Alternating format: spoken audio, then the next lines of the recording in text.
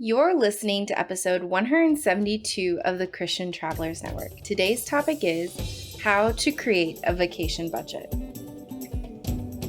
You're listening to Christian Travelers Network, the podcast and platform where travel stories, community, and scripture combine. Hey, Christian travelers, I'm so glad that you're here. Many of you have just gotten back from vacations, and for some of you, you know that you spent your money well, you're pleased with the outcome, etc. But for others, you're realizing maybe you should have set a budget for your vacation. While in many ways that can feel limiting, it doesn't have to. So today we're going to walk through that. And for others of you, you might find that the idea of budgeting, talking about money and numbers, is something you're not used to or is a little intimidating. So let's go ahead and do that together today.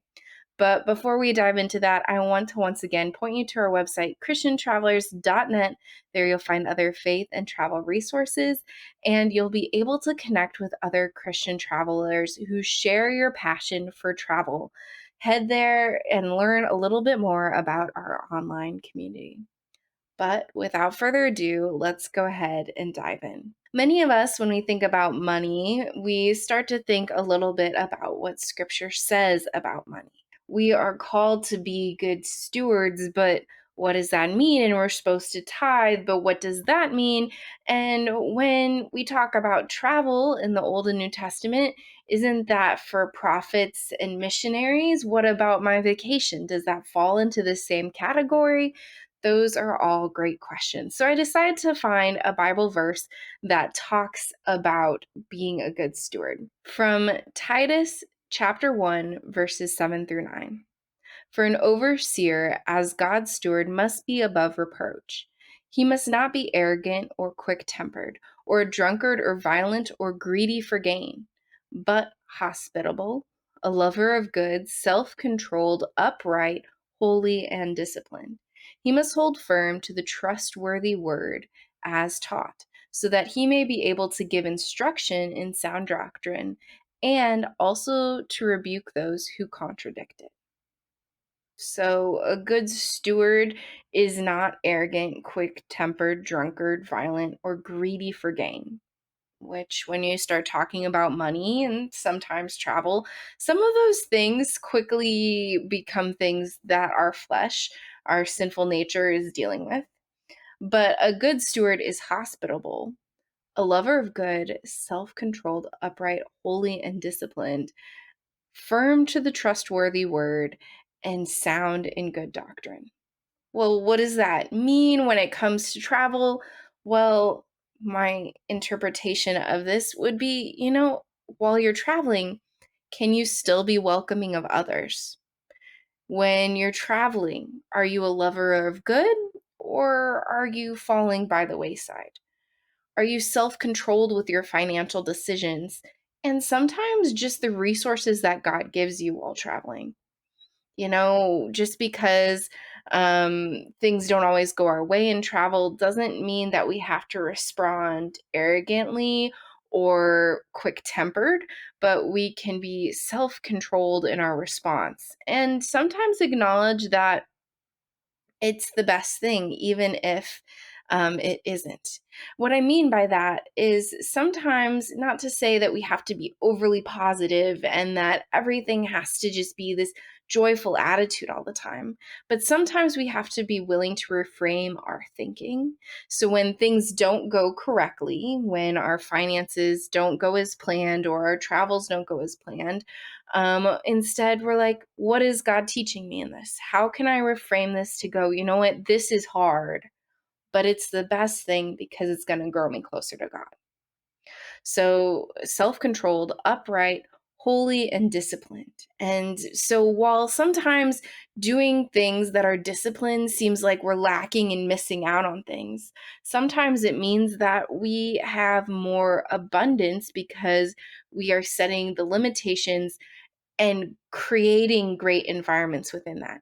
By being disciplined with our finances, by being good stewards of what God has given us and choosing to use them in upright ways, we are able to participate in what he's doing already in these communities that we're traveling to. We're being able to be hospitable and show dignity. So, with that in mind, that's why I believe it's important for us to create a budget before we set out on a trip and then to kind of hold ourselves to it. At the same time, God may speak and show you that there's other ways He needs your finances on your trip. Now, I'm guessing it's not going to be a super luxury purse or the coolest souvenir, but maybe to give and show generosity to those around you or being generous with your time. There's a lot of things that God gives us to take care of, to be a good steward of. And this is just one of the many ways creating a travel budget. So, what are the 4 steps that I go through when creating a travel budget? Well, the first step is to choose the main categories of your pie. Imagine your budget as a delicious pie, apple, cherry, whatever you're thinking, and break your travels into subcategories. For instance, if I looked at a pie and had to break it down, there's usually some main things that I consider a part of travel. For one, accommodations, whether it's camping, a hotel, an Airbnb, or staying with friends, there's usually some kind of expense tied to accommodations. Transportation, gas, flights, car rentals, or even public transportation all have some kind of expense. Excursions that I might go on, and also meals. Those are the 4 big categories that I usually break my travel budget into.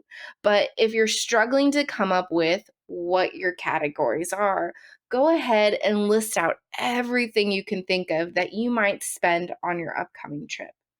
Whether you know it's certain activities you plan to do, or if you can think, I'm most likely going to forget my toothbrush and my socks, whatever it is, list out all of your potential expenses and then group them into similar categories. You might end up dividing your pie into 4 parts or 10 parts, however, you divide your pie.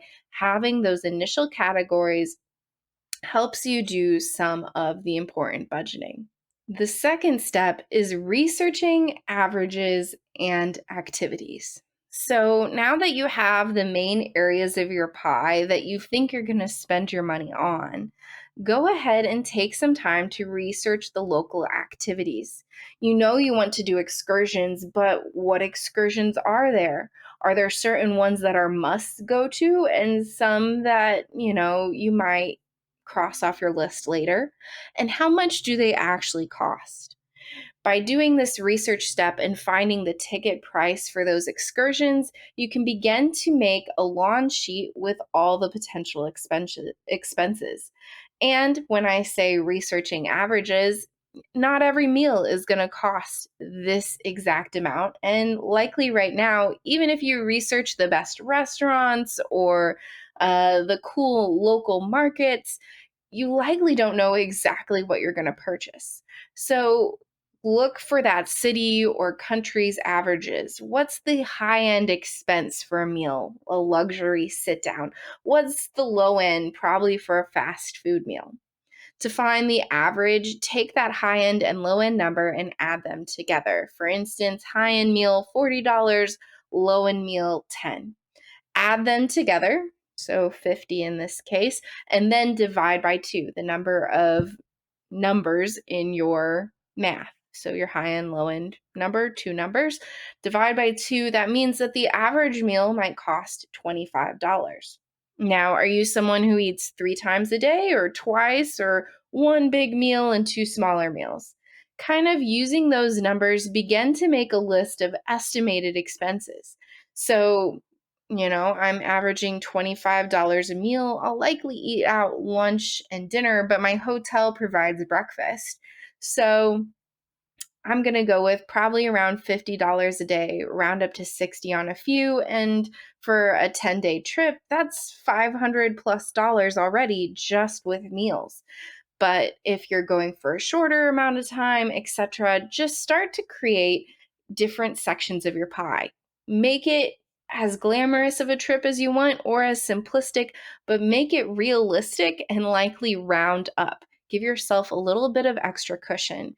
And going back to all of this, going back to step one, actually, we left out a section of the pie that I encourage you to include, and that is miscellaneous. Leave an extra section for unexpected expenses. So as you write out all of these numbers, make sure to include that miscellaneous number as well. Step three is adding it all up. Now, we started to do this in step two, but make sure to start to pick those numbers that are realistic to what you think you're going to spend. Put those numbers in a side column. Are you going to skimp on meals but spend more on excursions? Are you going to get a really luxury hotel or, a more basic motel? Whatever you're looking for, or however you can estimate, make sure to make a column with those numbers. And as I said before, average up. This is also a great time to start writing in the margins. I really liked the tour with this company, but not as much with this one. I really like this Airbnb, but not as much as this one.